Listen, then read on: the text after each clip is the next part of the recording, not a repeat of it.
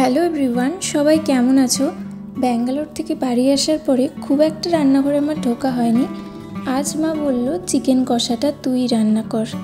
তাই ভাবলাম আমি যেই পদ্ধতিতে চিকেন কষা রান্না করি তোমাদেরও সেটা একবার দেখিয়ে দিই। প্রথমেই দেখো, আমি সর্ষের তেলের মধ্যে একটু নুন আর হলুদ দিয়ে আলুগুলো ভেজে নিয়েছি। আর তারপর চিকেনগুলো ভালো করে ধুয়ে আমি জল ঝরিয়ে নিয়ে সেটাও একটু তেলের মধ্যে ভেজে নিচ্ছি। খুব একটা বেশি ভাজবো না, তাহলে চিকেনগুলো শক্ত হয়ে যাবে। জাস্ট এই 1-1.5 মিনিট মতো চিকেনটাকে ভালো করে ভেজে নেব আর তারপর ওটাকে তুলে রাখবো। দেখো, আমার এখানে চিকেনগুলো ভাজা হয়ে গেছে, আলুগুলোও ভাজা হয়ে গেছে।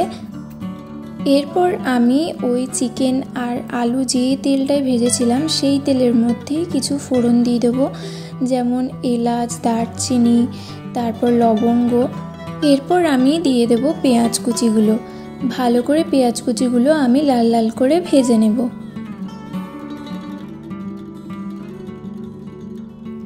দেখো, আমার পেঁয়াজগুলো একদম লাল লাল করে ভাজা হয়ে গেছে। এখন এর মধ্যে আমি দিয়ে দেব রসুন বাটা কিছুটা। এখানে আমি ওই 1 টেবিল চামচ মতো রসুন বাটা দিয়েছি। আর তারপর একটা টমেটো আমি এখানে কেটে দিয়ে দিয়েছি। এরপর এগুলোকেও আমাদের ভালো করে ভেজে নিতে হবে। রান্নাতে একটুখানি চিনি দিলে রান্নার টেস্টটাই অনেক সুন্দর হয়ে যায়, তাই আমি এখানে একটুখানি চিনিও ব্যবহার করেছি। এরপর পালা আমাদের বাটা মশলা দেওয়ার। আমি এখানে 3 টেবিল চামচ মতো আদা বাটা দিয়েছি। এরপর আমি এর মধ্যে দিয়ে দেব 2 টেবিল চামচ মতো ধনে আর জিরে বাটা। এরপর পালা আমাদের গুঁড়ো মশলাগুলো দেওয়ার। আমি এখানে হলুদ গুঁড়ো দিয়ে দিয়েছি 1 টেবিল চামচ মতো, আর কাশ্মীরি লঙ্কার গুঁড়ো দিয়েছি রঙের জন্য। এরপর আমাদের সব মশলাগুলোকে ভালো করে কষিয়ে নিতে হবে অল্প অল্প জল দিয়ে বেশ কিছুক্ষণ ধরে। আর জানো তো, মশলা যত সুন্দর তুমি কষাবে রান্নার টেস্টটাও কিন্তু ততই সুন্দর হবে।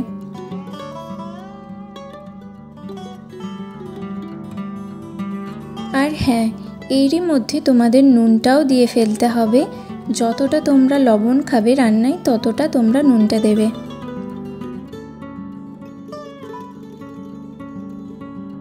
আমি প্রায় 10 মিনিট ধরে অল্প অল্প জল দিয়ে ভালো করে মশলাটা কষিয়ে নিয়েছি। আর দেখো, মশলার সাইড দিয়ে সুন্দর করে তেল ছাড়তে শুরু করে দিয়েছে। এখন আমরা এর মধ্যে ওই চিকেনগুলো দিয়ে দেবো যেগুলো আমরা ভেজে রেখেছিলাম। এরপর আমি মশলাটার সাথে ভালো করে চিকেনগুলোকে কষিয়ে নেব। এখানে জল দেওয়ার খুব একটা প্রয়োজন হবে না। যদি প্রয়োজন হয় তাহলে তোমরা অল্প জল দিতে পারো, কিন্তু কিছুক্ষণ কষানোর পর দেখবে মাংসগুলো থেকে নিজে নিজেই জল ছাড়ছে। সেই জলেই মাংসগুলো সুন্দর করে সেদ্ধ হয়ে যাবে আর ভালো করে কষানোটাও হয়ে যাবে। আমি কিছুক্ষণ ঢাকা দিয়ে রেখেছিলাম 5 মিনিট মতো, আর তাতেই দেখো মাংসগুলো থেকে কতটা জল বেরিয়েছে। এখানে এক্সট্রা কোনো জল দিতেই হয়নি। আর মাংসটাও সুন্দরভাবে কষানো হয়ে গেছে, সাইড দিয়ে তেল ছাড়তে শুরু করে দিয়েছে।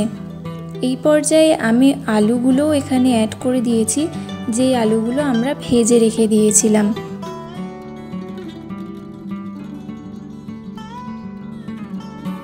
আলুগুলো দিয়েও বেশ খানিকক্ষণ আমি এটা কষিয়ে নিয়েছি। আর দেখো কত সুন্দর লাগছে না চিকেনটা দেখতে।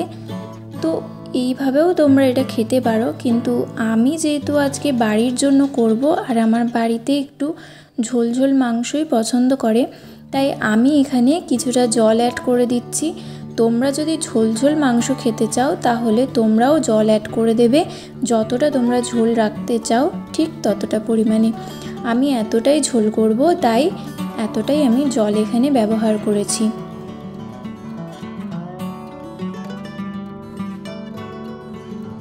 যখন ঝোলটা ফুটে উঠেছে তখন আমি এর মধ্যে লঙ্কার গুঁড়োটা অ্যাড করে দিচ্ছি। আমি প্রথমে লঙ্কা ছাড়া কিছুটা তরকারি তুলে রেখেছিলাম, কারণ বাড়ির জন্য যেহেতু করছি এটা, তাই সকলে তো ঝাল খায় না, তাই প্রথমে আঁচালাটা তুলে রেখেছি। তারপরে আমি লঙ্কার গুঁড়োটা অ্যাড করেছি, আর তারপর আমি এর মধ্যে কিছুটা লঙ্কা কুচিও অ্যাড করে দিয়েছি।